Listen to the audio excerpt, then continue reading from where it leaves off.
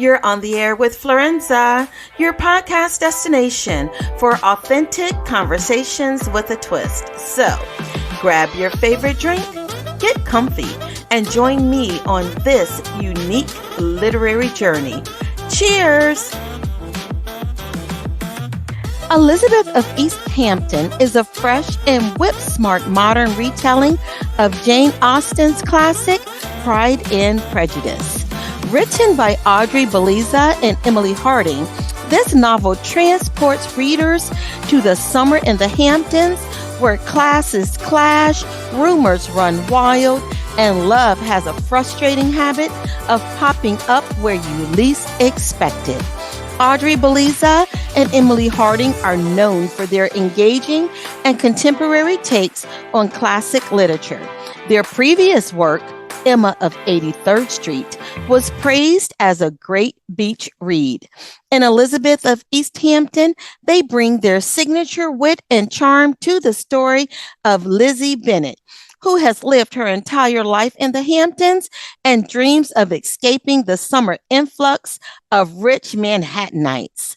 The story follows Lizzy as she navigates family obligations, romantic entanglements, and the social world of the Hamptons. When her sister starts flirting with the new bachelor in town, Charlie Pierce, Lizzy is introduced to his aloof and arrogant friend, Darcy. Despite their differences, Lizzy and Will find themselves drawn to each other, leading to a series of misunderstandings and revelations that challenge their initial impressions. This novel is perfect for readers who enjoy modern retelling of classic stories with a mix of humor, romance, and social commentaries. Please join me in welcoming the dynamic duo, Audrey Bellezza and Emily Harding.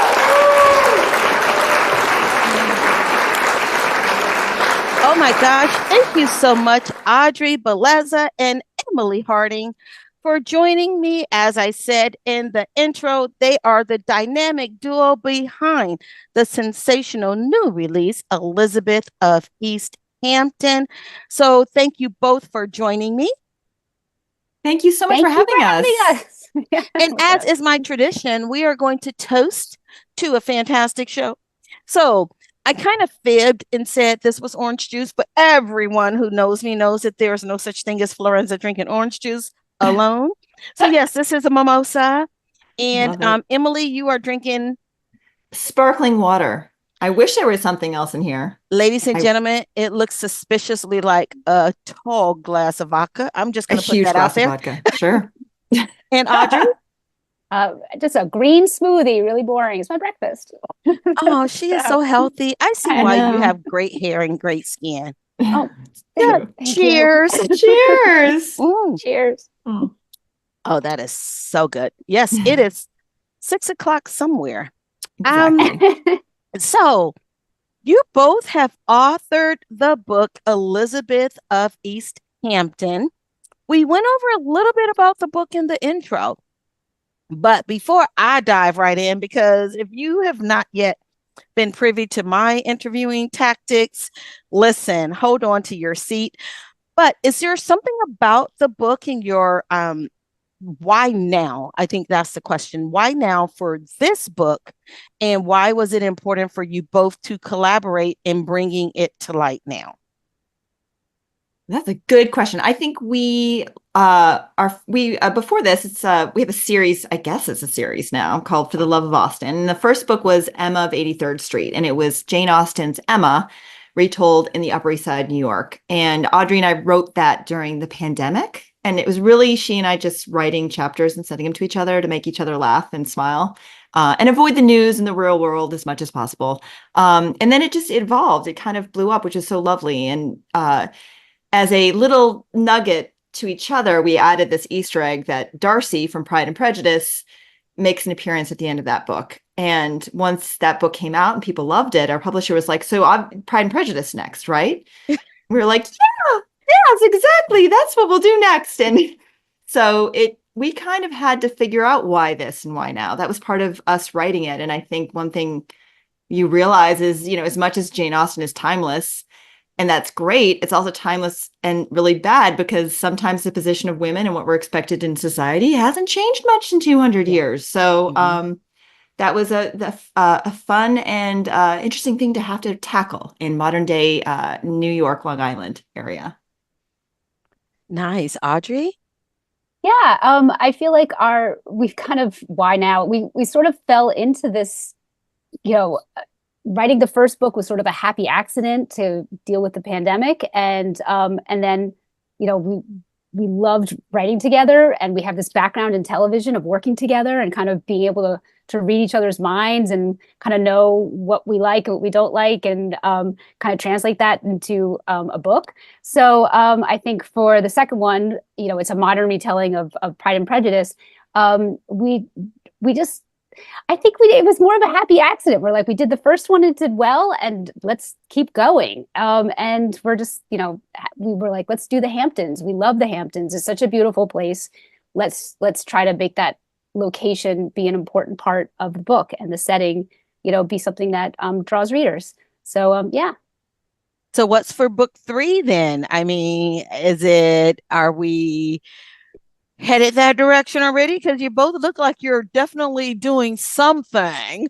So we hope so. We hope so. We're definitely, it's all in the initial stages right now. So we're hoping that we can stay in Jane Austen's world as long as people will let us. Yeah. And there are some Easter eggs in the second book that you will think about. Maybe there is a third. We'll see what happens. Yeah. And I love that you're retelling stories that are classic, that are timeless, that's introducing an entirely new generation to these works of literature, that perhaps that they will go back and then read further into those. Have you heard anyone say, that, oh, wow, thank you for introducing me to blah, blah, blah? Yes. My husband, he was like, I've never read Jane Austen. I don't know any of this. So he read the first book, was like, this was so good. And he doesn't read rom-coms. And then he read the second one. He's like, this is fantastic. I'm like, do you want to read the first one? And I said, why don't you watch there's like so many retellings or so many BBC version of Pride and Prejudice with Colin Firth that everybody's obsessed with. And I'm like, why don't you watch that? Mm-hmm. So there have been people, but he's the one that comes to mind and now he's like, this is so good. And my son is watching it.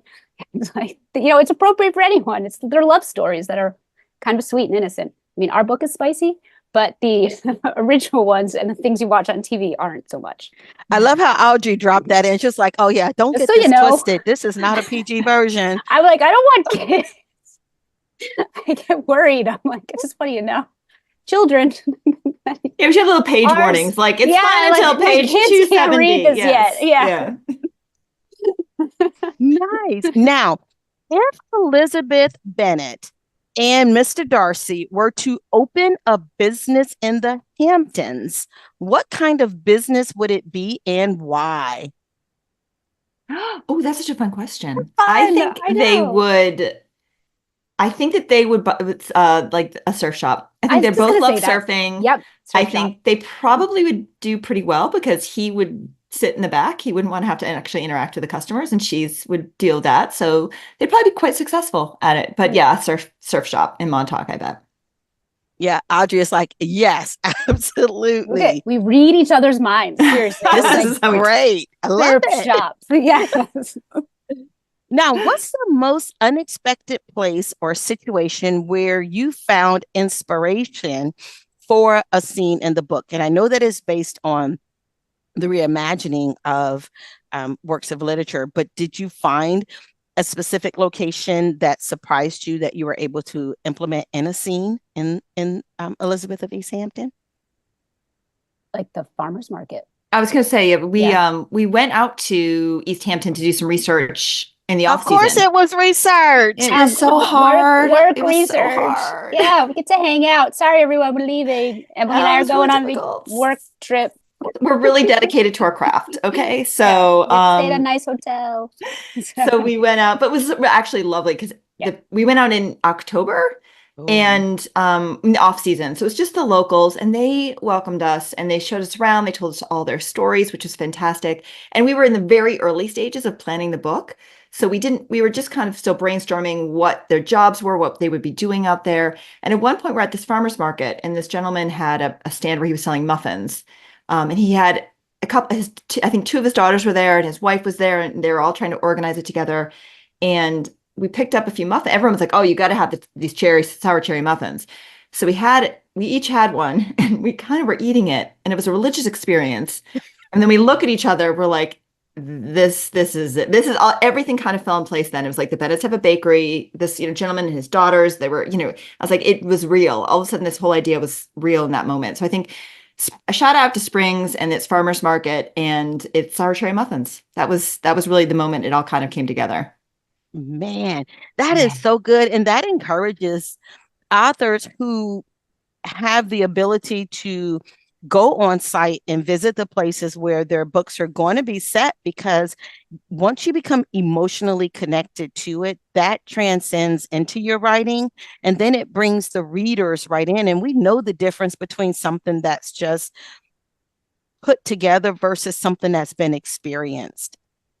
Oh, yeah, I hope so. Yeah, I think Yes, it's really true. That's what we were really going for. Yeah.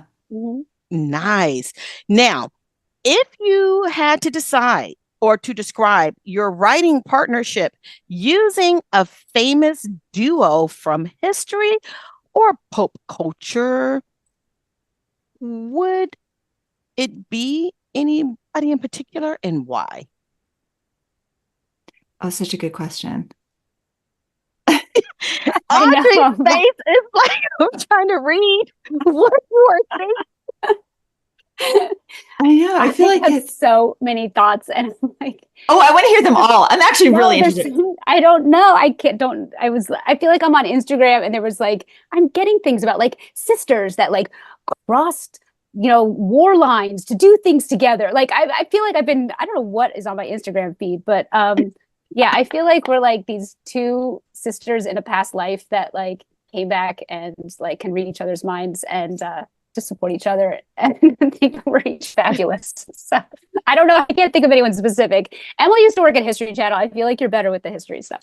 Yeah, I feel like it's we've met when we were younger, before kids, and so I think that there's the idea that you go out together and you're like crazy. And now I think we put it in Elizabeth, where there's this joke, like it's a Grey Gardens joke, that eventually the two of us will be these elderly women in a house that's slowly being overrun by raccoons, and just like dressing up in caftans and talking about the good old days over a martini, like that eventually. And like I'm okay with that. That sounds fabulous. Yes. That's where we'll be.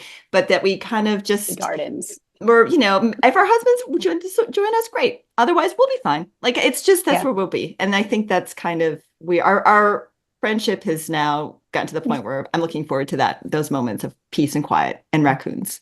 Nice. Now, how long have you guys been friends? Because your interaction just virtually is insane. So it's like, were you like born in the same hospital at the same time? What's going on? I don't think so. No, we met. Let's see. I don't even know how many years ago. Like 15 years ago. 15 years ago, we met at. We were working in television. So we were in our like. I feel like I was in my early 30s. And I was going to say you had to be 6 because no, we were. Yes. Or maybe we were. No. Like yes, we were. Audrey. We were in middle 20s. school. Yeah. We were little babies. Work study program for junior high. Just like tiny. But we were at a production company in television, and we were working in development. So we had to come up with reality show TV ideas. So we kind of were thrown together. And I think we literally just met, and they were like, my first week at school, at work.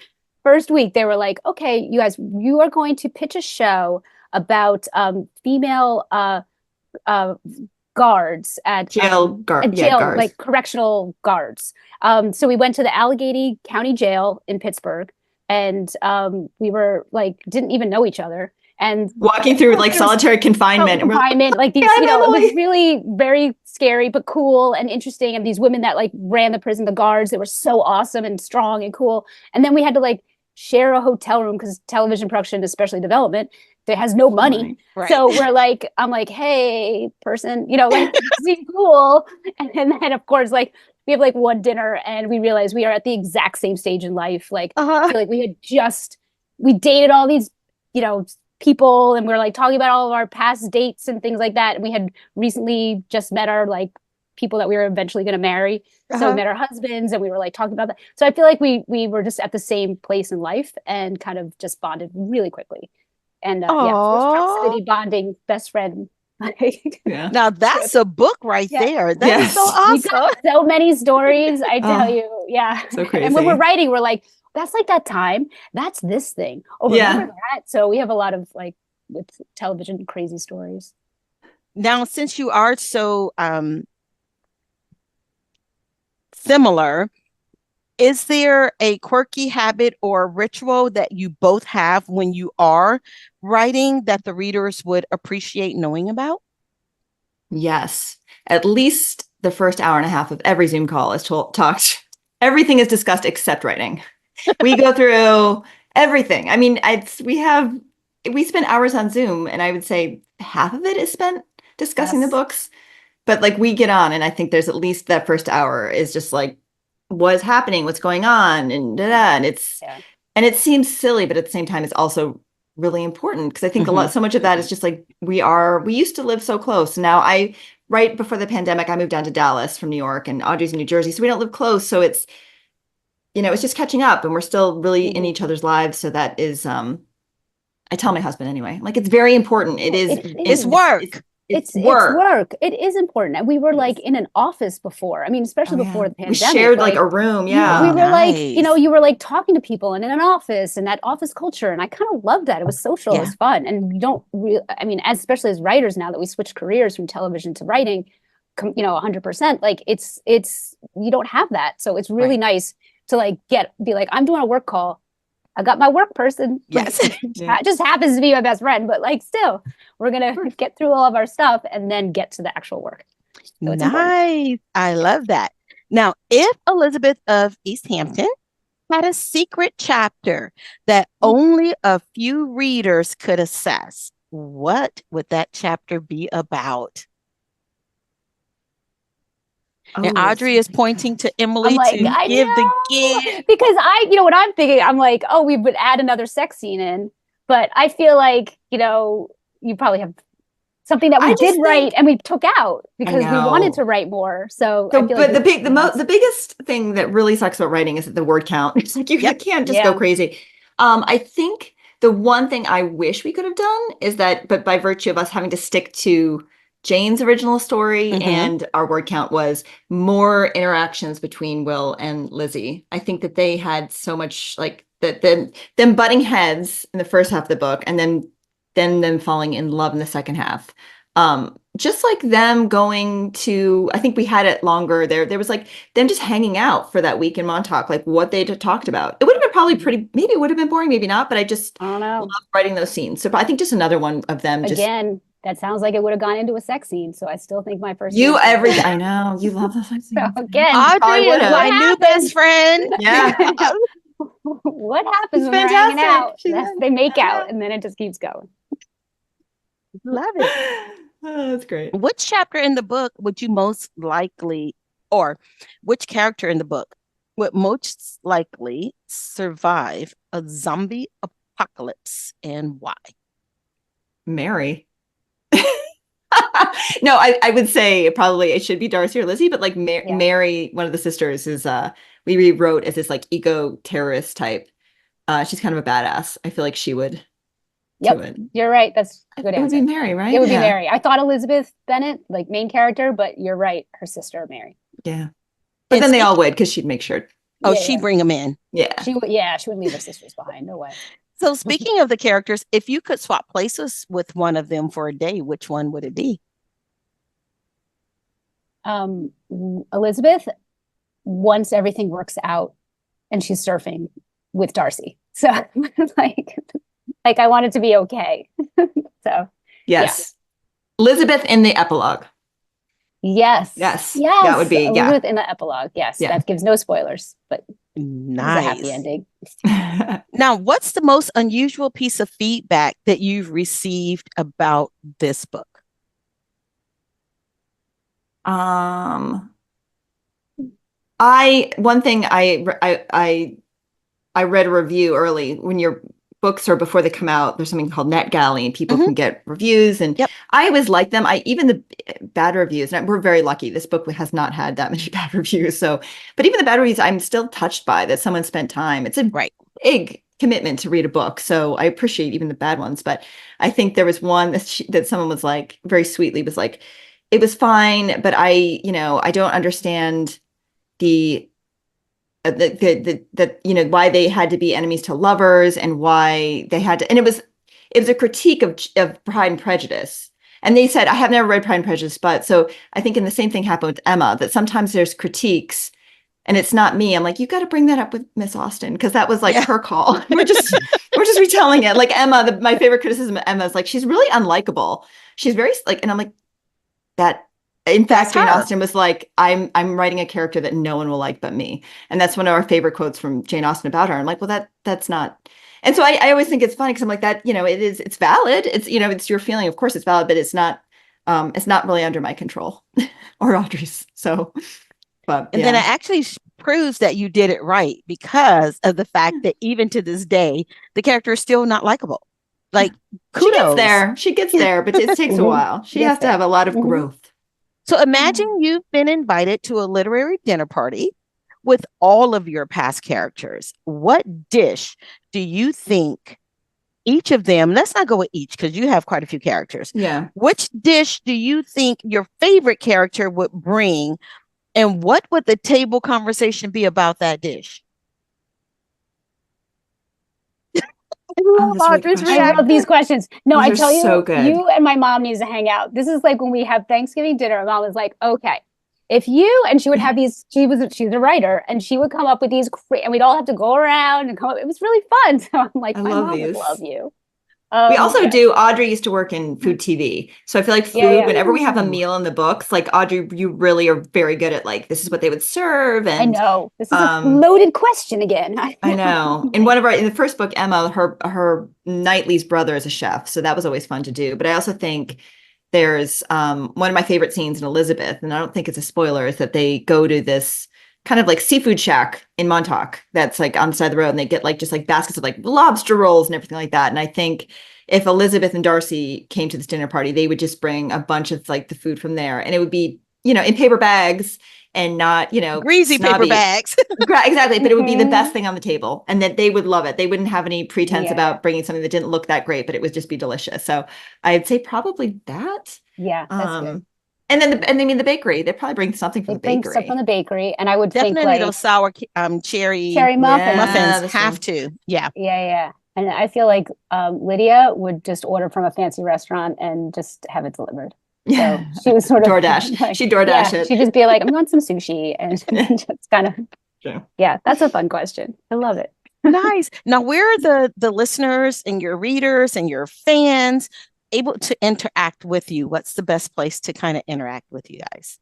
The best place is on Instagram, and they can find us at audrey.and.emily. Don't forget the dots. Okay. So that's where we are. Yep. Love it. Now we have come to, before I move on to our next segment, what is a question that you have never been asked that you are dying for someone to actually ask you? That's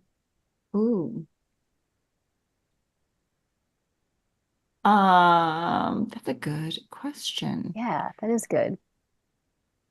One thing that is very funny about our writing process that I think we didn't know this going in, but I think now is what's your favorite part of like a part of it? Because I think people think you just write and then submit it, and it's so much more back. More. Stop, and like one step forward, two steps back. And I think that we didn't realize when we started, but Audrey and I complement each other very well, that Audrey's very good at like, she just writes. I get like, I get, writer's block, and Audrey can just like, she's like, we're going to get the draft done. It's gonna be great. And I love the revision part. That's my favorite part. I love going back and like, well, this and this and this and this. So I think the fact that we both really are good at like these two separate things. And then, we kind of work together during both of them. But that, if there's one of those that we both hated, I don't know if we'd ever finish a book.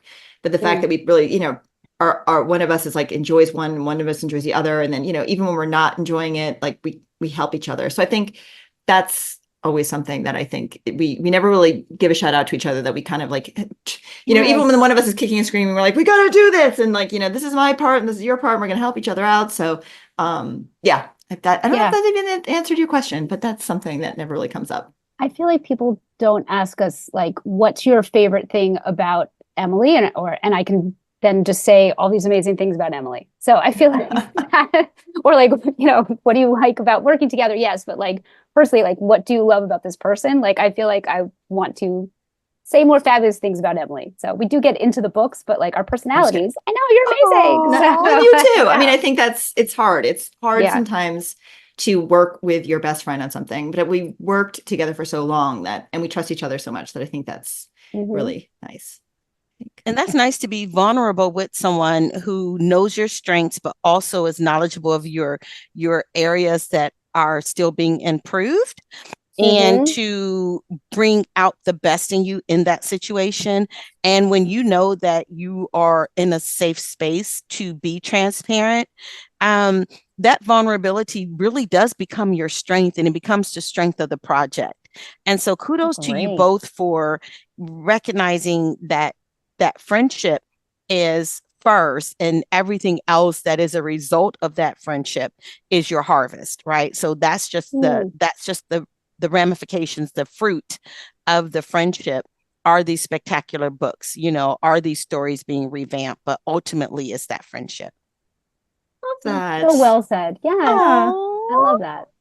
Yeah. Now we have come to the fun part of the show, the this or that. Extra and fun. You both, I know, and you both can just shout out your answer. You don't have to do much thought to it. And I knew this was going to be a lot of fun. So I picked, these are random, but I picked my hilarious this or that. And I have not done these yet. So if I stumble, it's because this is a brand new part of the list. Okay.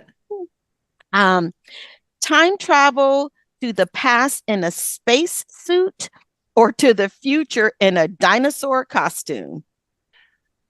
Oh gosh, past in a spacesuit. Yeah, definitely. So do we say that or yes? Yes. Okay. Nope. You can say pass in a spacesuit. Yes. Okay. Yes.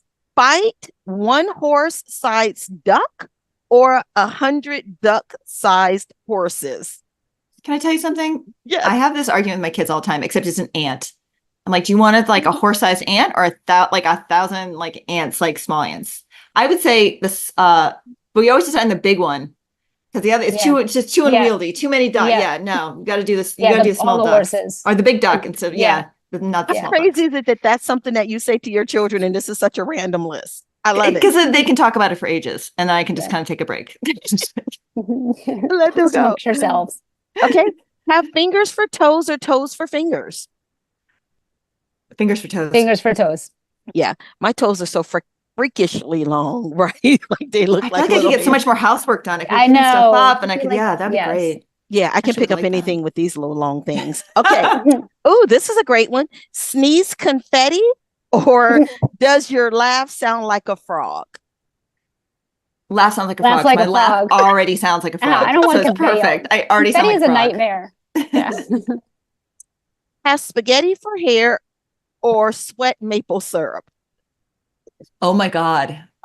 Sweat maple syrup. That's amazing. That's like, I already feel like we're so into maple syrup at our house. I feel like, yes, that's it. Do you remember there was like the non sequitur, but there was like a period of time in New York where there was in Brooklyn. Remember that? It was New York full summer, Manhattan and it was middle of summer, and it smelled like maple syrup. So even if like you figured it out, they never.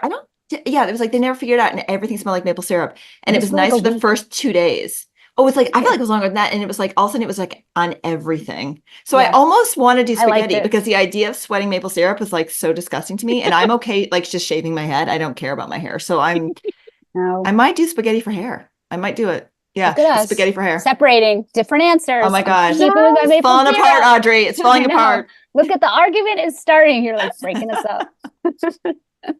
Listen, I have had so much fun. I hope to have you back for book three.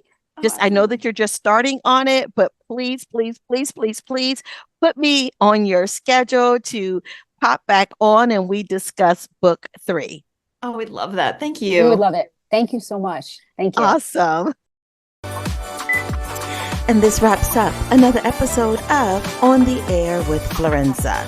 You may follow me on all social media platforms under Florenza Lee or via my website at florenza.org. Until next time, cheers.